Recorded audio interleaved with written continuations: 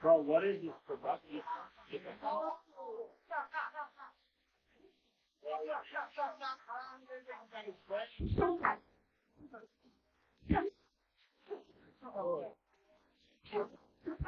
And the thing that I really appreciate about Tank is he's a dog. That kind of that what he just said. He can put them earmuffs up and go at it. He kind of will set you as well, and whatever he needs to do, he'll do it. Jake Paul has finally responded to the viral sparring and training footage of Gervonta "Tank" Davis that took over social media. The video shows Davis looking sharper, faster, and more explosive than ever as he prepares for his upcoming fight.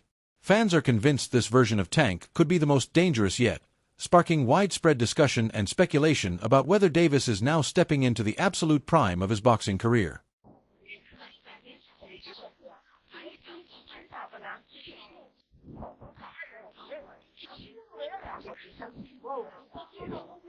Gervonta Davis has built his career dominating the lighter divisions, usually competing between 133 and 135 pounds, and has never officially fought above 140 pounds in professional boxing. In contrast, Jake Paul is a natural cruiserweight who regularly competes around 200 pounds, giving him a massive physical edge. This isn't just a small gap, it's several weight classes apart. Such a difference changes everything, as the heavier fighter often benefits from superior durability, punching power, and the ability to absorb damage while maintaining control, shifting the fight's dynamics entirely. Something else that's unfortunate is the idea that Jake Paul might actually fight Gervonta "Tank" Davis. This can't be real. When it came up a couple of months ago, I was like, you know what? I'm not even going to cover this because there's no way they're really going to do it. Because it makes no sense. Why would you do that for him? Outside of it, like, okay, you can look at it like an exhibition, which it will be, and we'll take a look at some of the rule set for it. But Gervonta Davis is one of, if not the best, biggest names at 135 pounds, and is an active, in his prime fighter. I don't want to hear the similar to Floyd and Logan thing, because at that point, Floyd was retired. Floyd had done all he needed to do in the sport. Tank is still in his prime, still has multiple high-level opponents that he needs to fight. And you can say, oh, the Jake would be a one-off, side quest. That's fine, but that just tells me that Tank doesn't care about being a high-level champion in the sport anymore. Carmel Moughton recently reflected on a memorable sparring session with Gervonta Davis that took place when he was just 15 or 16 years old. He admitted feeling nervous at the start, but soon realized it was less about power and more about precision, timing, and strategy. Moughton described it as a chess match, with both fighters exchanging angles, rhythm, and quick counters.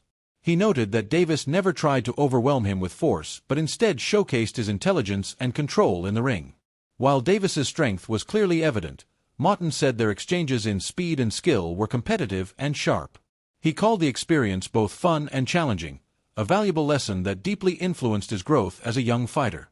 What was it like when you sparred him? I know you sparred Tank early on. Yeah. What was that experience like? Replay that experience for me. Like, you coming out of it, what was your thought? Man, I was nervous at first. I think I was 15 at the time we sparred, so he wasn't really like trying to knock me out or nothing like that. But we was going like, he was using the speed on me. Like, we was both like going speed for speed, and it was great. It was like a chess match. Did you understand in that moment like why he is who he is? Yeah. I seen why he's able to beat these guys. Then I also seen why I'm so like. Yeah. I got all this hype around me, too. Shawn Porter stepped up to defend Gervonta "Tank" Davis's choice to take part in an exhibition fight with Jake Paul, insisting that critics are missing the larger point. According to Porter, this matchup isn't about legacy or proving supremacy inside the ring. It's about long-term security and smart business. He explained that exhibitions come with reduced risks due to controlled rules and safety measures, allowing fighters to earn without the same level of danger. Porter highlighted that boxing careers are often short and unpredictable, making financial opportunities like this essential. In his view, Davis isn't selling out or betraying the sport. He's ensuring a stable future for himself and his family while still putting on an entertaining show for fans. Porter's remarks underline the reality that even the most talented fighters must balance legacy with livelihood in today's boxing world.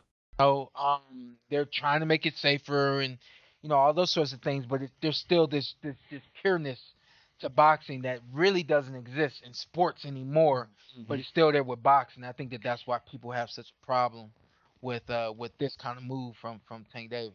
Is it more the heart? How do you guys feel being boxers? Man, like once you hear the numbers, I'm like they're talking like I don't know the official one. They're talking about 100 mil. Damn.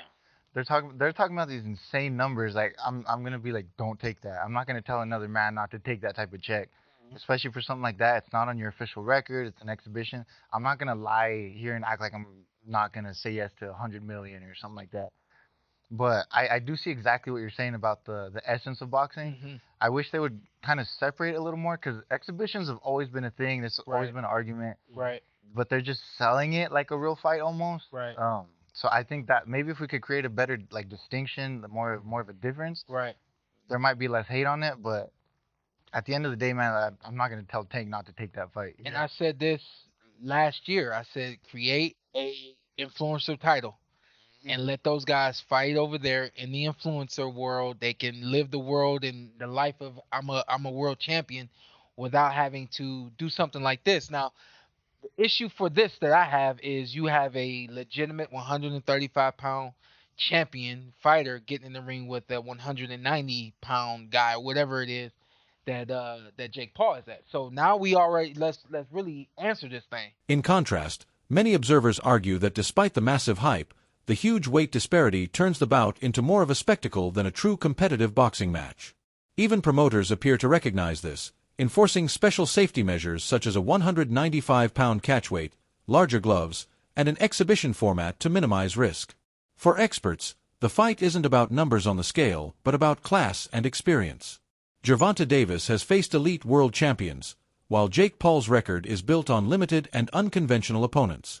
Analysts envision Davis using his superior speed, precision, and ring IQ to dart in, land sharp punches, and make Paul appear sluggish and off balance, proving that skill and experience can outshine raw size and power in the ring. Comment about it. My question is, what's the rules?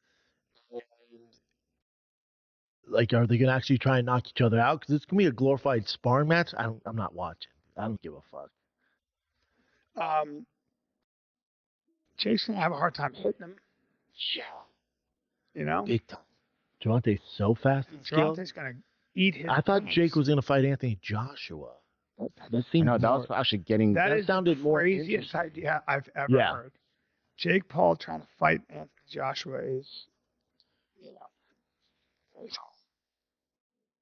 not a sanctioned professional bout. This means the fight will not count towards either fighter's professional records. So it's still being finalized. Yeah, I don't like that. So what is so behind the scenes? You think that it's like, hey, we Yes. don't punch each other in the jaw? Yep. Or don't go. We can punch in the face, but don't go for broke. Like, don't knock me out. Really? Yeah. Exhibition. That's not very get away interesting with to it. me. No. Until I find the rule sets, but when I hear exhibition, I'm like, okay. Jake is bodied up, man. He's big. Yeah. Probably has 100 pounds on Gervonta. Maybe. I'd say Gervonta probably walks 150. He's so small. So small. I mean, he's really small. Bring up Gervonta Davis next to Floyd Mayweather, because I've seen Floyd in person. He's tiny. You've seen Floyd in person. I've worked with Gervonta and Floyd. Tiny. Well, Floyd dude. likely has shoes on there. Oh, so small. Tiny. Yeah. He's so small. Wow. Great fighter. In the end, the entire Jake Paul versus Gervonta Davis spectacle perfectly captures how blurred the line between boxing and entertainment has become in today's era. For some, it's a mismatch, an unfair clash between a natural cruiserweight and a lightweight champion who built his legacy through skill, not size. For others, it's a high-stakes business move that proves how boxing has evolved into a spectacle-driven industry where money, headlines, and viral moments often outweigh traditional competition. The massive weight gap, the venue controversy, the debates over legitimacy, and the tug-of-war between purists and promoters have all turned this fight into more than just an exhibition. It's a global event that symbolizes the sport's modern identity. Whether this bout ends up remembered as a circus or a revolutionary turning point in crossover boxing, its ripple effects will undoubtedly reshape how fans view risk, reward, and reputation in the fight game. And when that first punch lands, The world will be watching to see whether Jake Paul's power or Gervonta Davis's precision tells the final story. So, what do you think? Is this fight a bold move that pushes boxing into a new era, or a dangerous mismatch that crosses the line between spectacle and sport? Let us know in the comments below, and if you enjoyed this breakdown, make sure to like, share, and subscribe to NBA Pulse for more explosive updates, fight analyses,